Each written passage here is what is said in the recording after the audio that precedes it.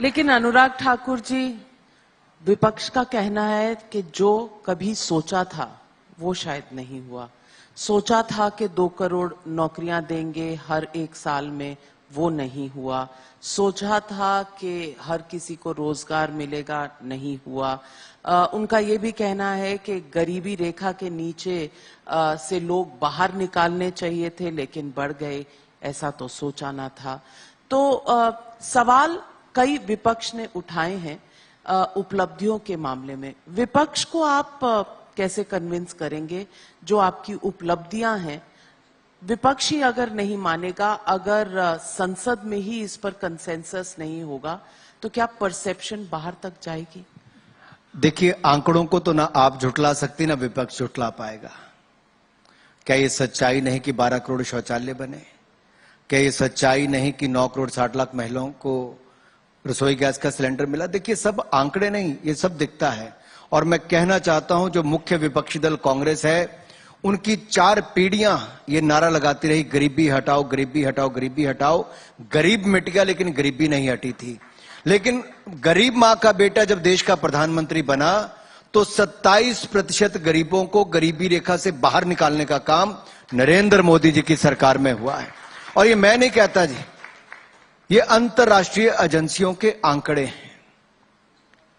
इस पे कोई विश्वास ना करे तो उनकी देखिए, अगर मुद्रा लोन 34 करोड़ मिलते हैं और 68% महिलाएं हैं, तो ऐसा तो नहीं कि वो काम नहीं कर रही होंगी। अगर जीएसटी कभी 1 लाख करोड़ पे, अभी आज से 1.5 साल पहले कभी 1 लाख करोड़ की भी कलेक्शन नहीं होती थी। पिछले महीने 1,83,000 करोड़ की हुई, 1,83,000 करोड़, और इस महीने 1,53,000 करोड़ रुपीस की। पिछले 16 महीनों में लगातार 1 लाख करोड़ से ज्यादा की जीएसटी कलेक्शन हुई।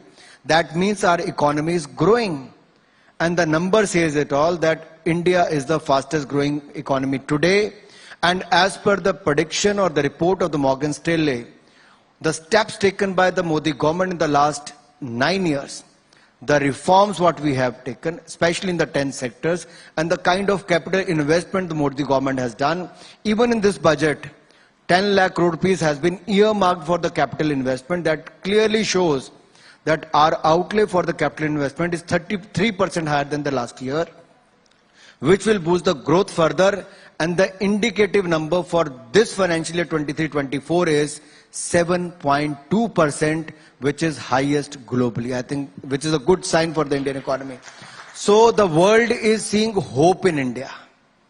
They are looking at India with, and we need to live up to those expectations. और इस पे हम सबको इस बात का गर्व होना चाहिए कि कोविड के समय जहां दुनिया के बड़े बड़े देश बहुत लंबे समय तक उससे बाहर नहीं आ पाए, जो भारत के ऊपर प्रश्न चिन्ह खड़े किए गए थे कि इतने लोग भूखमरी महामारी से मरेंगे। आपको याद होगा, आंकड़े अंतर्राष्ट्रीय अखबारों में भी आते थे, चैनल्स में भी, करोड़ों लोग मर जाएंगे। ये भारत की जनता का विश्वास मोदी जी पर था, मोदी जी का फ्रंटलाइन वर्कर्स पर, साइंटिस्ट पर, मैन्युफैक्चरर पर था। तभी जाकर हमारे युवाओं ने और फ्रंटलाइन वर्कर्स ने जो काम किया, 220 करोड़ वैक्सीन मुफ्त में लगाने का काम दुनिया का कोई देश नहीं कर पाया है। और तो मैं आपको एक इंसिडेंट दिल्ली का ही बता दूं, सुंदर पिचाई जब फेब महीने में यहीं थे, वो अपना अनुभव भी बता रहे थे कि किस तरह से हार्ड कॉपी आज भी उनको आजकल कोविड सर्टिफिकेट की लेके दुनिया भर में जाना पड़ता है, लेकिन भारत के लोगों को तो कोविन ऐप पे डिजिटल सर्टिफिकेट मिला। इसी डिजिटल इंडिया का मजाक कभी कांग्रेस उड़ाती थी, जनधन खातों का मजाक उड़ाती थी। 48 करोड़ जनधन खाते 2 साल में खुले। कांग्रेस कहती थी क्या होगा इसका अर्थव्यवस्था के साथ। ये फर्क पड़ा कि 2 लाख करोड़ रुपया आज उन 48 करोड़ बैंक खातों में है, जो इकोनॉमी का हिस्सा बना है, सर्कुलेशन में आया है। छोटी बात नहीं है। गरीब जो कभी 36% ब्याज देता था, आज उसको 10% पे पैसा मिलता। मैं सैकड़ों ऐसे उदाहरण आपको दे सकता हूं,